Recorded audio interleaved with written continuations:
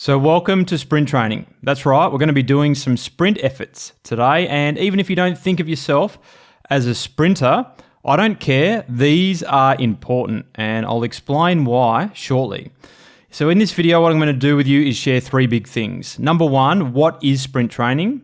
Number two, how to implement sprint training effectively. And number three, what physiological benefits you will achieve from this training, including what you can look out for while doing these sessions to assess your improvement. On the screen from left to right, you can see the course, cadence, time of day, speed, power, heart rate, which is perched next to power for a reason, and the gradient. As we roll into our first sprint, let's talk about the goal of this session, which is to work our neuromuscular system, which is zone 7. This workout will also be good for those of you out there considering racing, as sprinting out of the saddle in training will ensure you have good form and bike control when out of the saddle sprinting come race day. You'll note here that I'm on a closed road, which is a purpose-built criterium track. It's a safe environment for me to be sprinting out of the saddle without any traffic to contend with. Now, if you don't have a track in your local area, just please look for some super quiet roads to do this session on. Let's get the first sprint out of the way here, and there are three things I want you to note. Number one, I lift the tempo leading into the sprint, just so when I get out of the saddle, the bike has some reasonable momentum and the sprint doesn't feel awkward.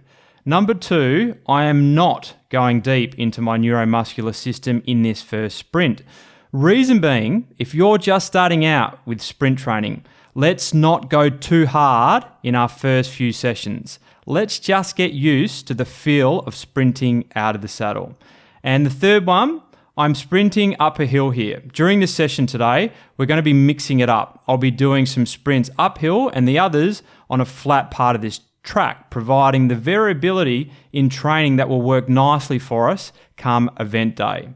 Just note the GPS signals on my bike computer just means that there is a delay sometimes. The gradient takes a little while to realign. So essentially what we're going to be doing here after a good 20+ minute warm up is do repeated laps where each lap will do a 10 to 15 second sprint and then catch our breath for the remainder of the lap. Literally, I don't care if you hardly pedal in recovery because you'll be out of breath post sprint.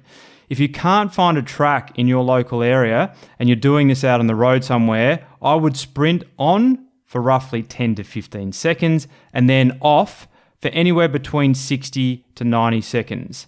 Now today I'm doing 9 sprint efforts, and let me tell you, 9 solid sprint efforts is highly fatiguing. Just ensure that you don't spend all your tickets on that first sprint, which many tend to do. What you may also find interesting is that I'm doing this session following my hill repeat session. This is the cherry on top. So I'll be highly fatigued after this session today, and this is actually in my big week. But for you, if you're just starting out, your entire session might be to ride to the track, so 20 to 30 minute warm up, say in maybe zones 1 and 2, just get warm. Do 3 to 4 sprints at a lower zone than your neuromuscular, maybe zones 5 or 6. And then just ride home, and you'll slowly build that over time, perhaps adding this sprint session on top of a circuit or a hill repeat session that you do when you start to get really conditioned. So this next sprint will be my first big effort, and you'll see by the time I finish this effort, the heart rate is still not responding to the stress levels it's receiving. I'm going super deep here, and never reaches its intended destination, which for me would be around 180 beats.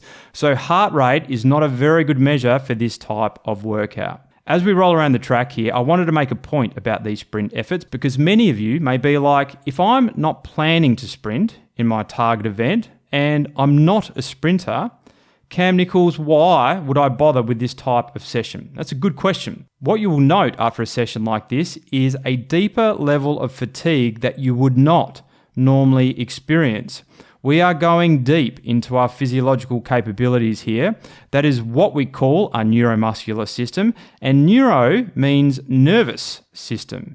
By putting the muscles under extreme load, which is what we're doing in this session, the body goes and recruits more muscle fibers, ultimately making a muscular group, which is the legs in this instance, more powerful.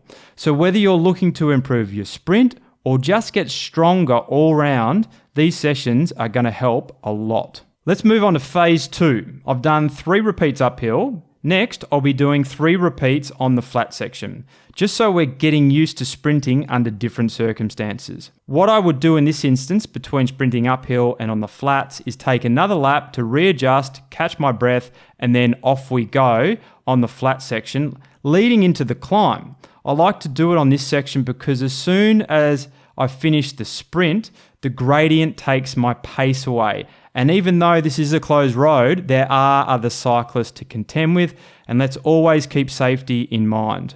What you'll find this time is that your cadence should be a little higher. Don't target anything specific. I would just say whatever feels comfortable. For me, my cadence though is around 15 RPMs more when I sprint on the flat, which means the bike and the overall sprint feeling is going to be different to uphill. So getting used to the way it feels to sprint under different conditions is another key to this session. What I'm personally doing in this particular session is 3 sprints uphill, 4 sprints on the flat, and then the last 2, which equals 9, uphill. So just mixing it up. If you're targeting an event, however, and that event has a lot of sprinting requirements uphill, then what would we over-index on in training? That's right, our uphill sprints. So to wrap up this session, let's discuss how you would measure physiological improvements with this type of session. Now, assuming you've got a power meter, let's look at our average power numbers. Perhaps we set our bike computers to show us our 5-second and 10-second average power numbers.